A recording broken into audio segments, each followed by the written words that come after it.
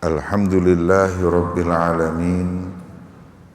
Wassalatu wassalamu ala ashrafil anbiya'i wal mursalin Sayyidina wa habibina wa syafi'ina Muhammadin wa ala alihi wa sahbihi ajma'in. Wa la hawla wa la quwata illa billahil aliyyil azim. Amma ba'd. Subhanaka la ilma lana illa ma 'allamtana innaka antal alimul hakim. Rabbi shrah li sadri wa yassir li amri wahlul 'uqdatam min lisani yafqahu qawli. Amin ya rabbal alamin. Hari ini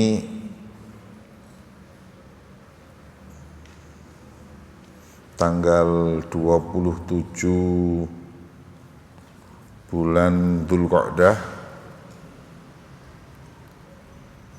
Jumat depan kita masuk ke tanggal 4 Dzulhijjah. Maka di kesempatan di hari yang mulia ini, saya ingin untuk menyampaikan tentang pentingnya kita menyembelih hewan kurban atau memperbanyak ibadah di 10 hari bulan Dzulhijjah. Sebagaimana kita ketahui firman Allah Subhanahu wa ta'ala tentang 10 hari bulan Dzulhijjah ini adalah wal fajr wa layalin ashr, demi fajar dan demi 10 hari, 10 malam bulan Dzulhijjah. Ini Allah Subhanahu wa ta'ala bersumpah di 10 hari terakhir ini. Dengannya kita mempelajari apa saja yang disunnahkan untuk kita lakukan di hari-hari tersebut. Bismillahirrahmanirrahim. Babul Udhiyah, bab tentang menyembelih hewan kurban, di mana perintah ini di dalam Al-Quran disebutkan fasholli li rabbika wanhar. Fasholli li rabbika itu salat Idul Adha, wanhar itu artinya sembelihlah. Makanya kata ulama, sholat Idul Adha itu lebih afdol dari sholat Idul Fitri. Sholatnya ya. Tapi kalau takbiran yang malam lebarannya, Idul Fitri lebih afdol daripada Idul Adha.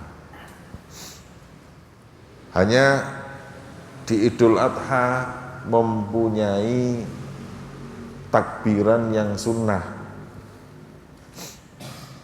di setiap setelah sholat, dan itu tidak ada pada Idul Fitri. Di Idul Adha mulai kapan kita disunahkan takbiran? Mulai habis sholat subuh tanggal 9 Dzulhijjah, Arafah itu. Ya. Tanggal 9 besok lebaran, hari ini subuh itu mulai takbiran setelah sholat. Ya. Zuhur takbiran lagi, asar takbiran lagi, Maghrib takbiran terus. Sunahnya takbiran terus sampai naiknya khatib ke mimbar. Setelah itu sudah nggak ada lagi takbiran yang terus menerus, tapi takbiran setelah sholat itu ada.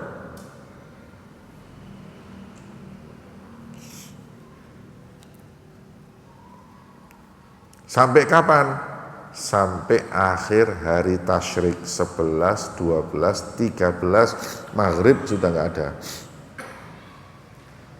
Asar tanggal 13 itu berhenti takbiran setelah sholat. Sunnahnya setelah sholat, assalamualaikum warahmatullahi, assalamualaikum warahmatullahi, Allahu Akbar, Allah. Baik sholat di rumah maupun sholat di masjid. Sunnah kita bertakbir setelah sholat.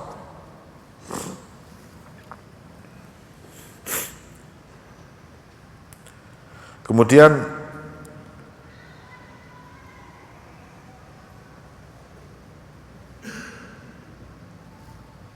afdolnya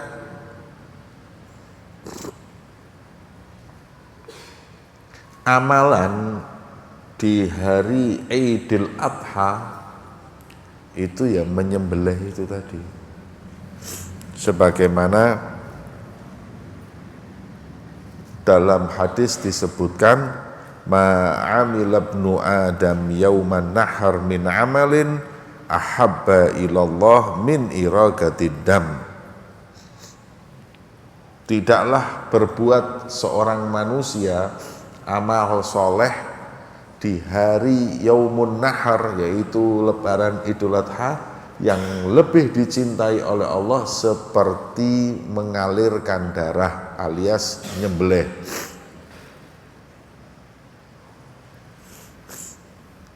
Kemudian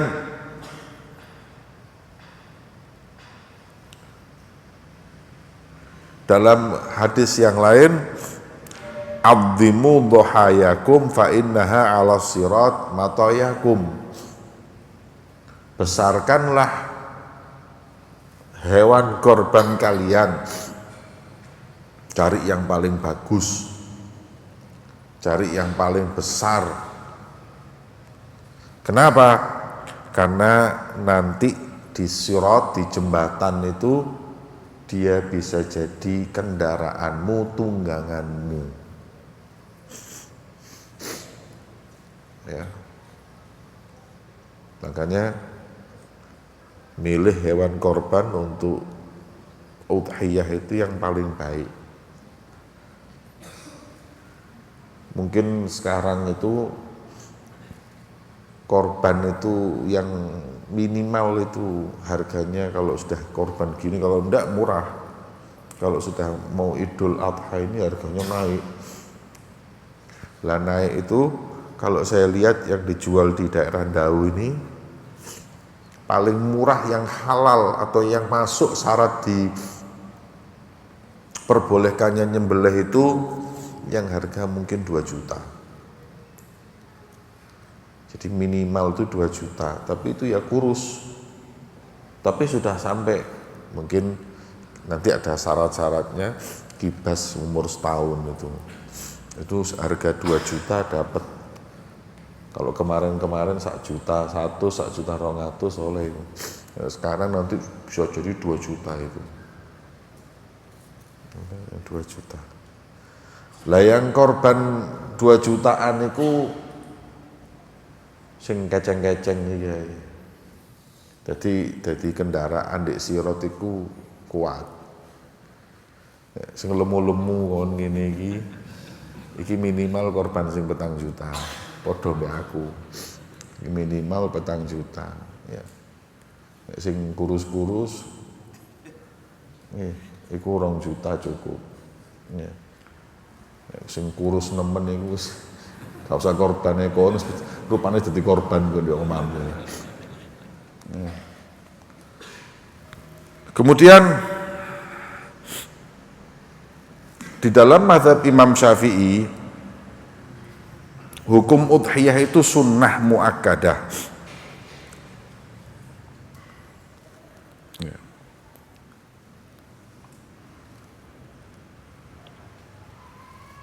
Sunnah muakkadah. Kalau sunnah muakkadah, makruh buat orang yang sudah disunnahkan meninggalkannya. Kenapa? Karena ada beda pendapat yang mengatakan hukumnya itu wajib. Korban itu wajib di mazhab lain. Nah, ngono lho rek. Kon iki kadang-kadang melok mazhab liyane sing enteng-enteng. Ya. Lho kon demek bojomu kok gak wudu, jarine iku di mazhabnya Imam Malik gak batal wudu, sikile enak. Nah, lek urusan beleh, lho kok gak beleh ya? Jari mazhab Syafi'i kan gak wajib, Pak. Ya. Ngene-ngene kita ewur. Ya, ruwet. Itu namanya talfik, sing enak dipek, sing gak enak ditinggal. Karena itu di mazhab Syafi'i pun karena dia sunnah muakkadah, makruh kalau orang mampu nyembelih, nggak nyembelih makruh, nggak haram. Di mazhab lain haram, dosa. Kenapa? Karena ada hadis-hadis yang mengecam, hanya hadisnya itu sayangnya lemah. Kalau hadisnya itu kuat, ambiar wis. Seperti man tajid lahu sa'ah, ya. Barang siapa yang memiliki kemampuan,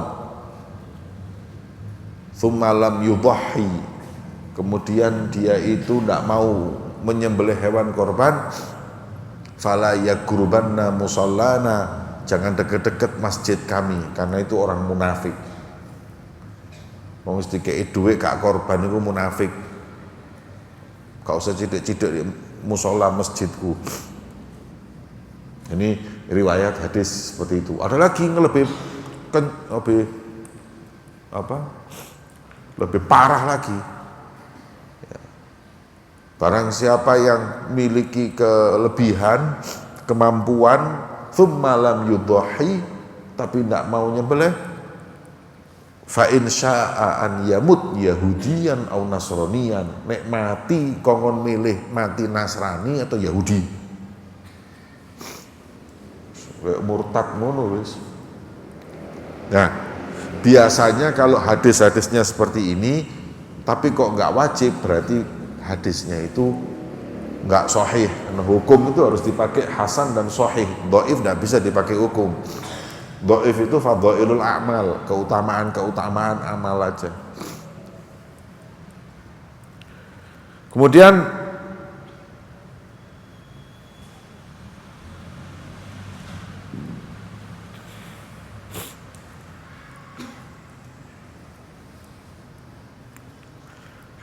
thumma hiya in ta'addada ahlul bait sunnah kifayah.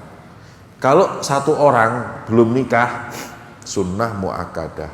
Tapi kalau satu keluarga, bapak, ibu, anak 2, 3, nanti hukumnya namanya sunnah kifayah. Sunnah kifayah itu kalau satu sudah nyembelih cukup mewakili istri dan anak-anaknya.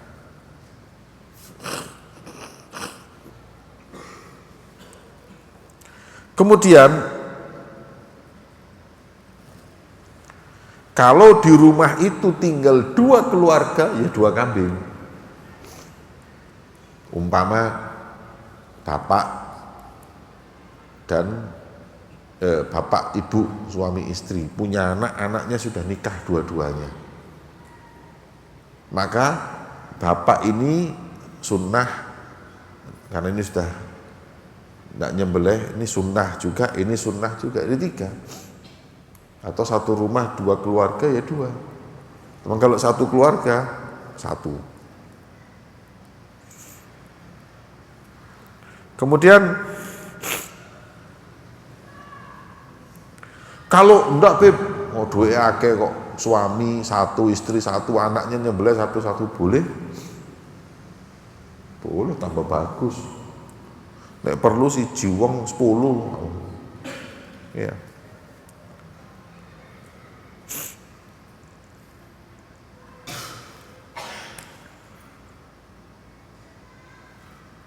Wala tajibu illa bin nadhr. Dan nggak wajib udhiyah ini atau korban ini kecuali kalau apabila dia nazar.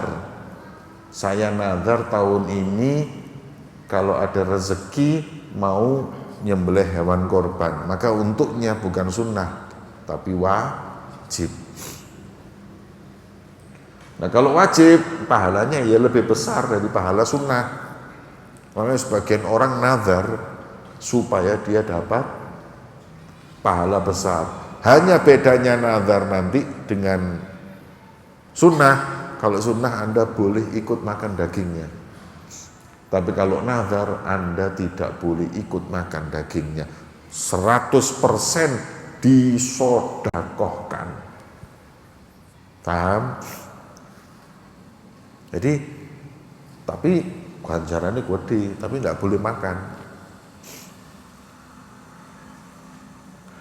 Cara nazarkannya bisa dengan saya nazar untuk menyembelih tahun ini lillahi ta'ala, wis jadilah. Atau bahkan kalau dia membawa kambingnya, kemudian ditanya orang atau dia bilang ke orang, ja'altuha udhiyati, aku jadikan dia hewan korbanku, maka jatuh nazar. Bahkan ngomong hadhihi udhiyah, ini hewan korbanku. Kalau tanya orang ini apa? Oh, ini hewan korban saya nanti, hukumnya jadi nazar. Itu nanti ulama beda pendapat. Ada yang mengatakan kalau niatnya ngasih kabar, enggak. Kalau niatnya nazar, nazar.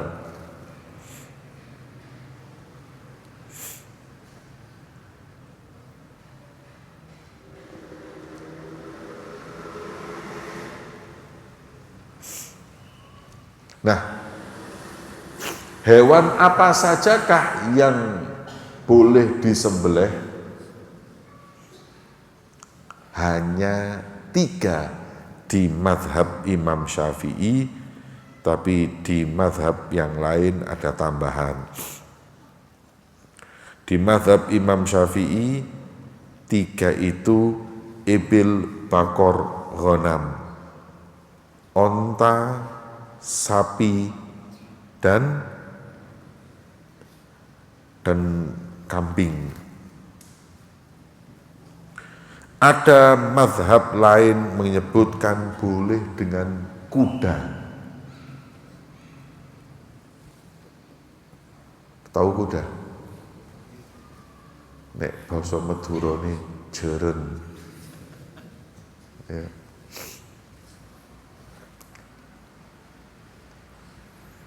Tapi di mazhab kita nggak boleh. Nah, 3 hewan tadi itu jenisnya, maka macamnya setiap yang disebutkan itu boleh. Onta jenisnya, macamnya, onta itu macam-macam. Ada onta merah, ada onta ini, ada onta itu, semuanya boleh. Selama namanya onta boleh. Sapi itu jenisnya, nawaknya, macamnya sapi. Kerbau, boleh kerbau. Bison, banteng, banteng. Oh, aku ngomong banteng kok pikiranmu abang ini, oh waco darah. Ya. Itu boleh disembelih semuanya. Ya.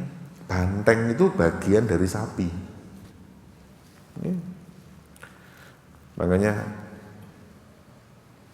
orang yang memilih banteng itu dalilnya adalah surat Al-Baqarah.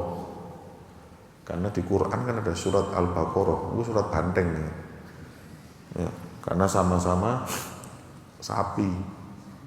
Jadi banteng itu sapi, boleh disembelih. Ya. Terakhir kambing. Kambing dengan macamnya. Kambing kibas, bulunya banyak itu kibas.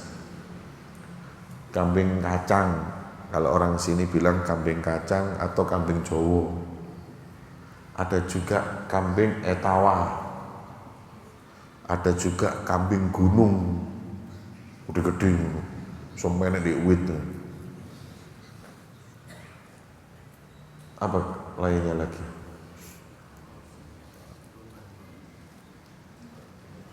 Rubah. Lah ya domba itu kibas. Domba kibas itu sama. Nek jare wong Madura embi. Wedhus iki embi. Ya. Dan macamnya kambing sudah.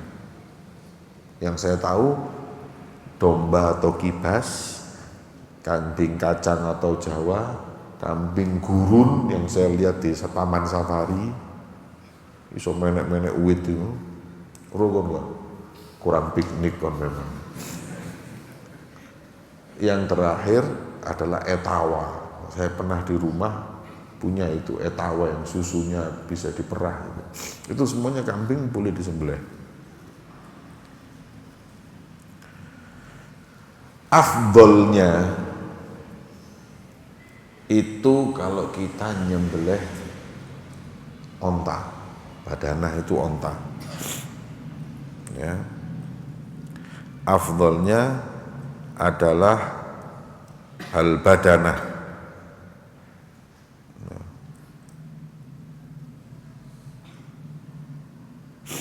Atau afdoluha badanah tsumma baqarah.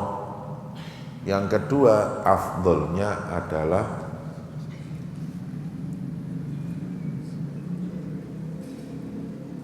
sapi ya, sapi. Yang ketiga kambing yang domba kibas, baru kambing kacang. Dan sunnahnya nyembelih itu memilih yang jantan.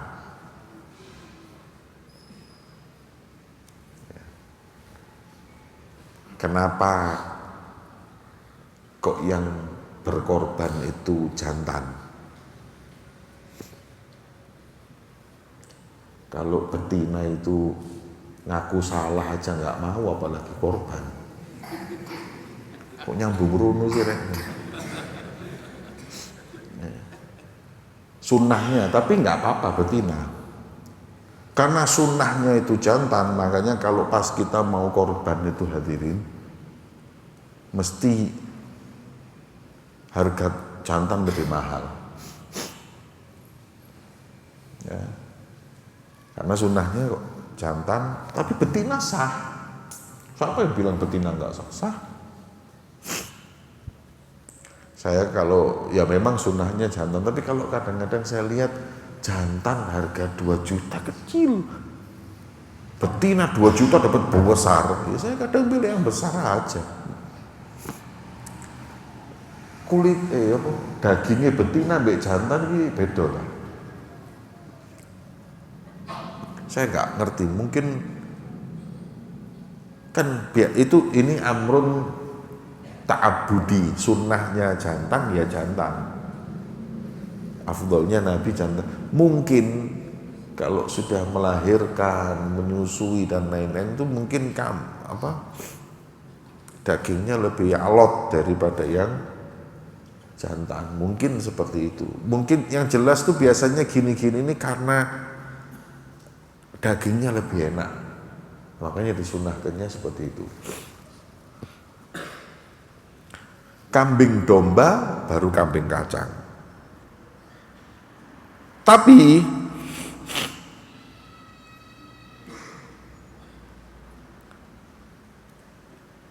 wasab'a syiyahin afdal minal badanah.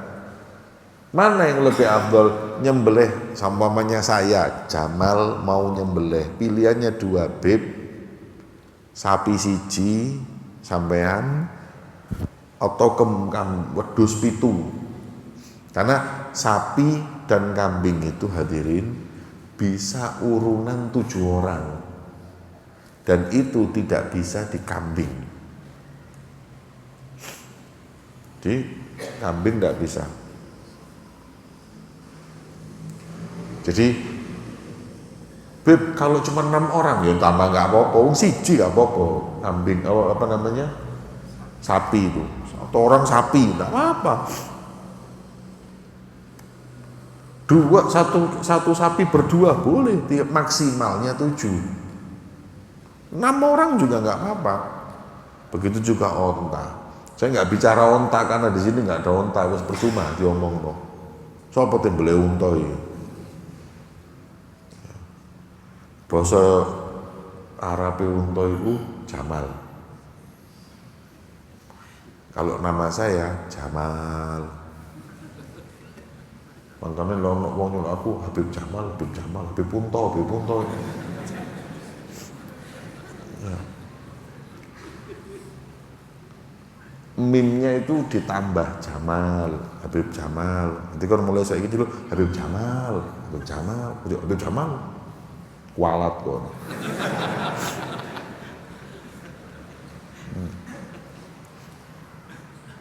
Kemudian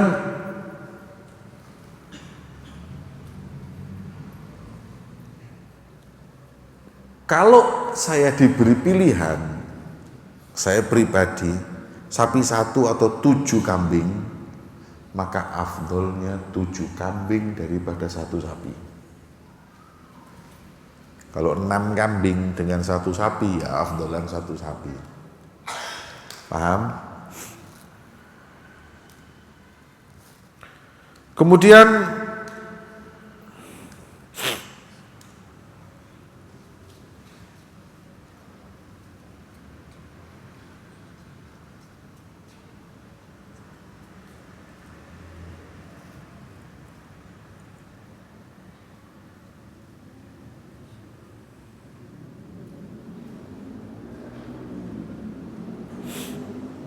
afdoluha, sunnahnya kalau mau cari hewan korban baydha, yang putih. Sunnahnya itu yang putih. Kemudian kalau putih nggak ada, sofro. Sofro itu kuning, putihnya kekuning-kuningan, ya kan? Kan ada kambing kuning warnanya dua Cina. Tsummal afro niku blonteng putih dengan yang lain. Ya, ndak bersih putihnya.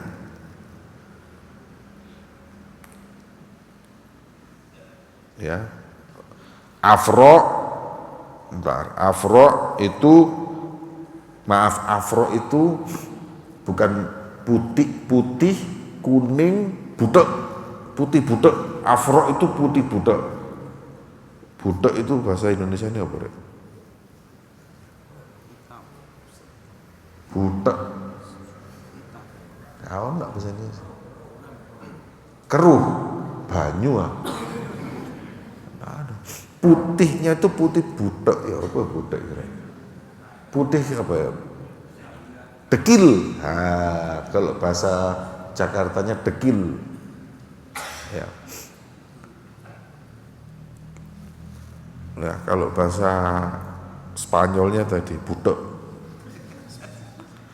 Tsummal balqa, kemudian balkok. Apa balkok? Blonteng, sebagian putih, sebagian hitam. Putih hitam, putih hitam. Kemudian merah. Ya, walaupun Mu'tamad menyebutkan merah lebih afdol dari yang putih hitam tadi. Pertanyaan, kalau apa sih? Yang penting lah dagingnya, maksudnya dipangan ya kulit purno ini.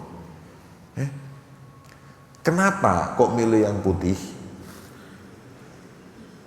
Gila li ta'abbud, karena Rasulullah nyembelih itu milih putih. Jadi kenapa Anda kok cari putih? Karena Rasulullah nyembelih putih. Itu namanya ta'abbud, niru nanjing Nabi. Wakila li husnil mandor, ada yang bilang enggak, kita pilih putih daripada hitam atau blonteng dan lain-lain, karena putih itu tampilannya lebih enak dilihat, good looking, good looking, ya, jadi yang enak dilihat.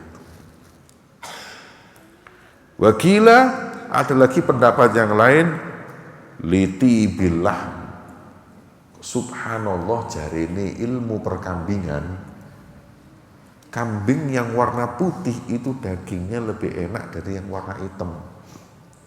Saya nggak tahu, terus terang saya belum ngambil S3 dalam ilmu kambing, apakah memang seperti itu, tapi gila ya. Tapi yang jelas kalau saya pilih, karena Rasulullah itu dalam riwayat menyembelih 2 kambing putih.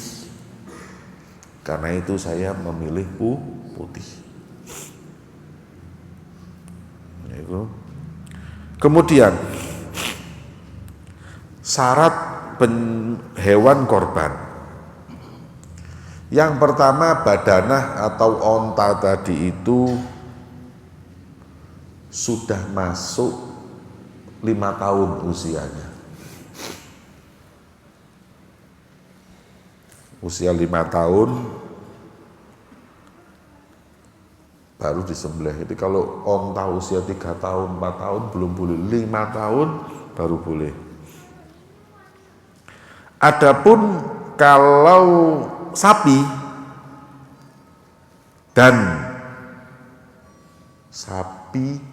dan kambing kacang harus mencapai usia 2 tahun. Adapun kalau bon itu kambing kibas,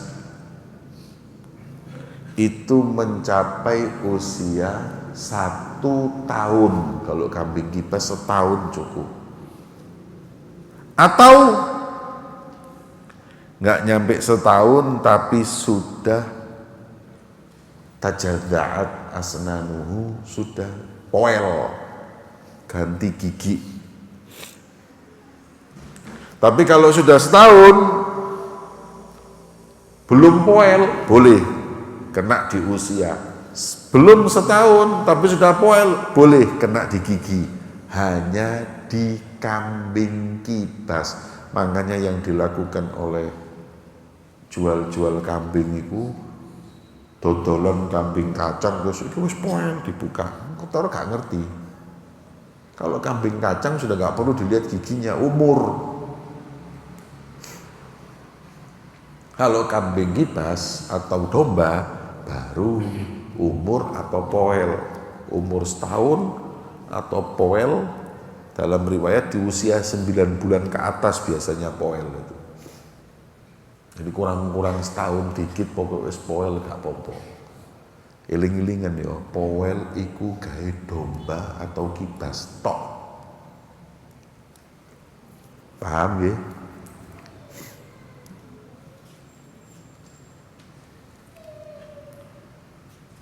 Kemudian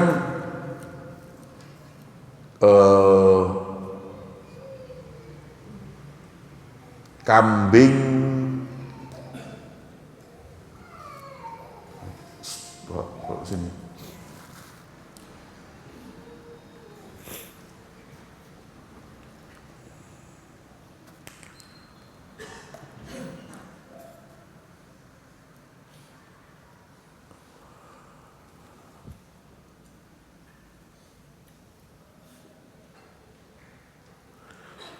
Wa ma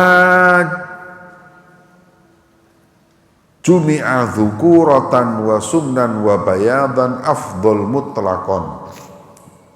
Maka kalau sampean bisa dapat kambing yang jantan, gemuk, putih, mutlak paling afdol.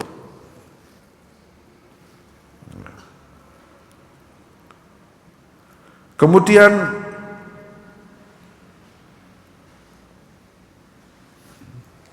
bagaimana bisa tahu usia kambing itu 2 tahun atau setahun, sedangkan kita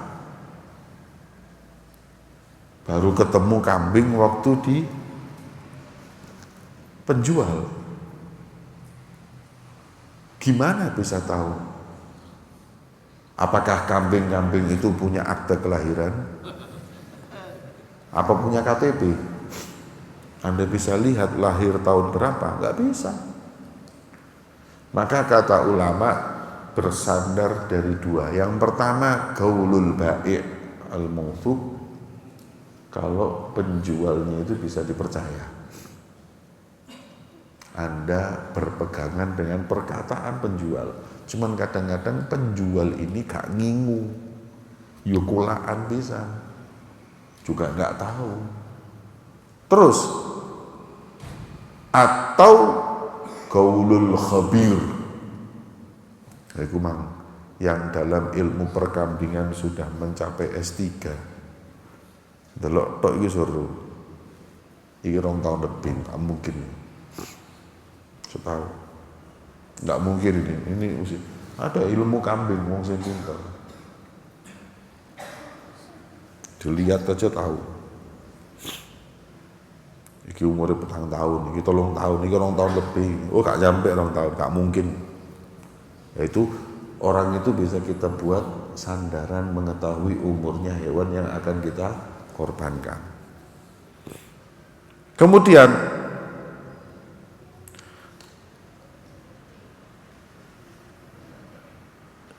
hewan korban yang umurnya sudah ditentukan tadi itu tidak boleh jarbak, walaupun sedikit. Apa jarbak? Kudisen, panuwen kudisen. Jadi wedhus gudiken ikut disembelih nggak sah untuk korban. Ayang kan wedhus gudiken lho gak sah. Lakon gudiken terapi ya apa? Wedhus lho gak sah. Diobati. Setelah diobati bersih baru boleh sembelih. Tapi kalau enggak, mesti ada jarbak wain kolah, walaupun sedikit titik tok, titik di sikile titik tok enggak boleh. Kemudian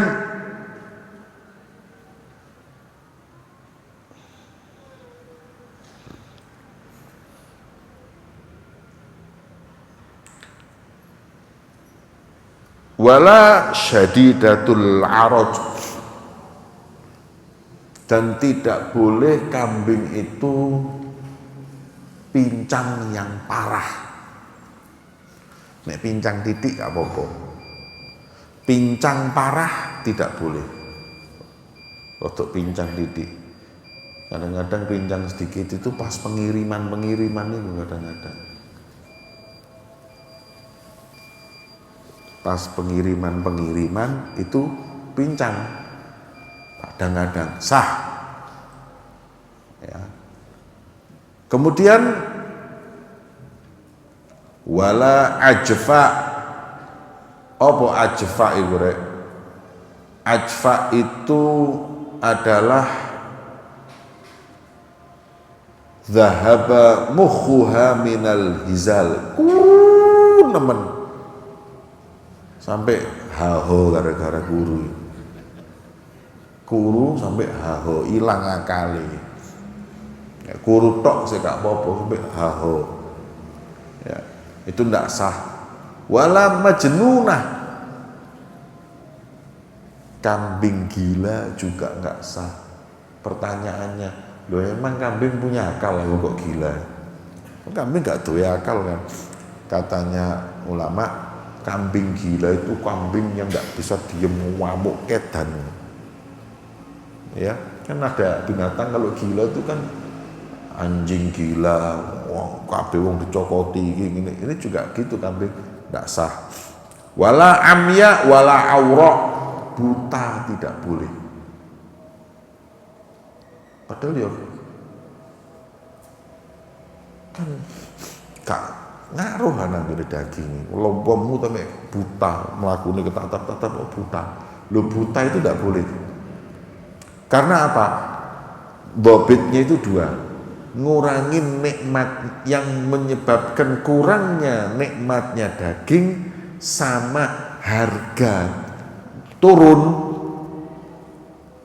itu tidak boleh dikorbankan. Ini tidak pengaruh mata buta untuk daging, tapi dinilainya berkurang. Wa aurok itu matanya juling satu. Saya pernah mau beli, matanya juling. Jadi waktu makan itu kena apa? Tangkainya daun nek motone. Wis kadung dituku sampai omah makan celep kena, wis tidak bisa dipakai. Harus beli lagi. Itu tidak bisa buat korban. Wala maridatan mardon yufsidul lahmaha, atau sakit yang sakitnya sampai merusak enaknya dagingnya. Jadi dagingnya jadi gak enak gara-gara sakit. Begitu juga nanti tidak diperkenankan hamil. Walaupun nanti itu ada beda pendapat. Ya, hamil itu tidak diperkenankan karena yufsidul lahmaha, ngerusak. Makanya wong lek mangan kambingnya hamil biasa wong sakit perut, yufsid lahmaha. Makanya tidak boleh. Wala yabinu syai'un min udhuniha wa in qalla, tidak diperkenankan nyembelih kambing yang telinganya terpotong walaupun sedikit. Nek anting-antingan gak apa-apa karena dia gak kepotong, lobang gak masalah. Kepotong pun kalau potongannya mesti iwir-iwir gak apa-apa, tapi kalau hilang tidak boleh.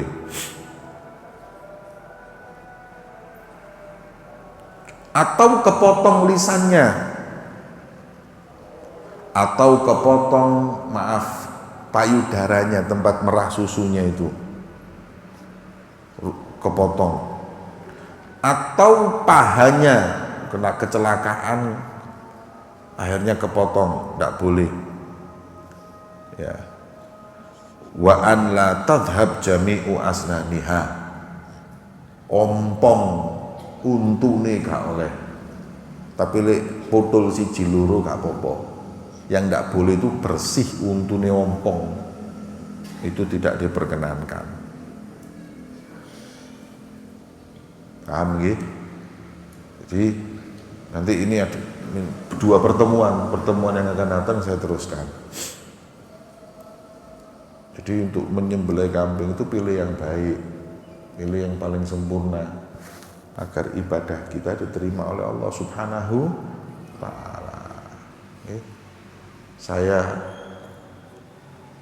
kemarin diundang ceramah hadirin ke satu tempat di Malang, di Araya, di mana yang undang saya itu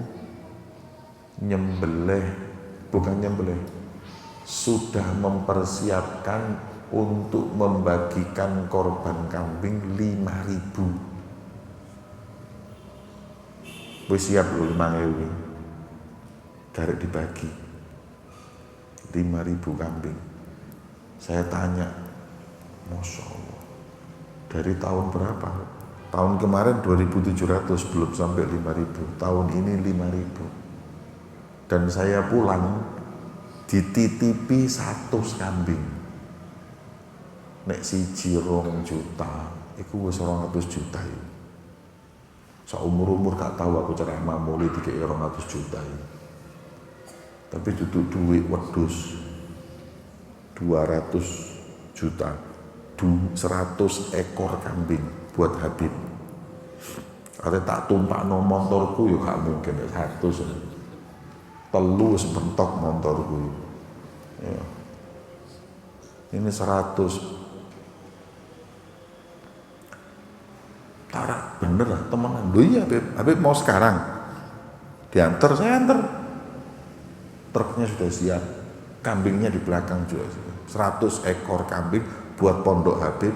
Terserah Habib mau apa namanya, mau bagikan hidup atau mati, sembelih atau hidup dibagikan. Terus pokoknya buat Habib. Saya list langsung tak bagi no pondok-pondok kiai, tak bagi no masjid-masjid, musola, itu 100 kambing hadirin.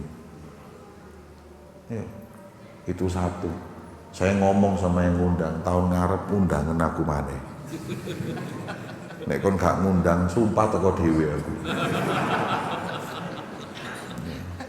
Mugi-mugi tahun ngarep iso 10.000, amin. Ya. Hebat. 5.000 kambing itu hadirin.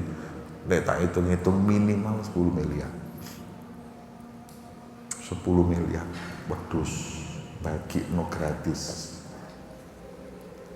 Masya Allah ya. Itu bukan cuma saya loh. Ustadz yang ceramah 5 itu dikasih 100 semua. Habib iki, Ustadz iki, apa satu.